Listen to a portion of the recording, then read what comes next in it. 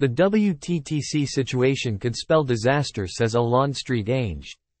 This morning visit Portugal left the World Travel and Tourism Council based on not yet confirmed information from a whistleblower within the WTTC structure.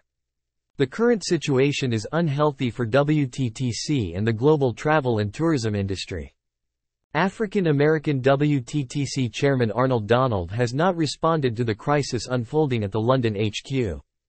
After Cuthbert Ncube, chairman of the African Tourism Board, called on WTTC to solve its internal issues, now Alain St.Ange, former Minister of Tourism for Seychelles and a vice president in charge of government relations for the World Tourism Network, is urging the WTTC chairman Mr. Arnold Donald to take ownership of the situation.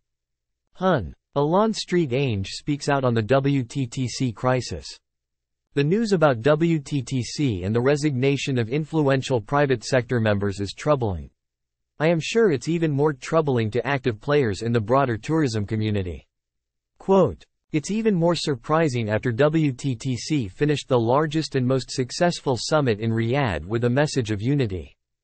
WTTC commands an important position as the body where the major private sector meets government representatives and agrees on strategies outside the official political stand.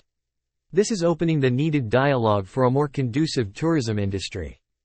Any family faces challenges, but it cannot be allowed to disrupt the core fabric of the family base. The WTTC situation may spell disaster." Manfredi Lefebvre de video leaving WTTC after 20 years of active membership should be more than a wake-up message. Many in the industry supported Manfredi's ambition to take over the next chairmanship of the council. It is troubling to hear from a friend that even though a majority for this support was already voted for at the April board meeting, and dismissed by a technicality. Of course, this creates tension. Manfredi also spoke for Africa at the World Travel and Tourism Council.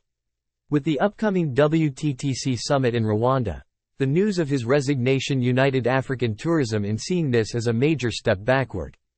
WTTC must remain a global leader with stakeholders in all parts of the globe. It would be equally sad if WTTC lost this diversity and inclusivity. This may cause more members to no longer see the value of belonging to this global organization. The COVID pandemic, followed by the Russia-Ukraine war, has impacted the tourism industry, and stability is needed more than ever. Everyone knows that the situation WTTC is now facing will not disappear by itself. We need the tourism fraternity to rally, talk and save the organization that had grown to be the voice of the private sector trade and the motor behind tourism. The coming Rwanda summit plans to have more private sector trade coming forward to sit and meet government officials. We need to save the Rwanda summit. The World Tourism Network suggests that the African Tourism Board take a leadership role so that Africa can speak with a clear and powerful voice. Do it to Africa, for tourism and the economies of the world, save WTTC.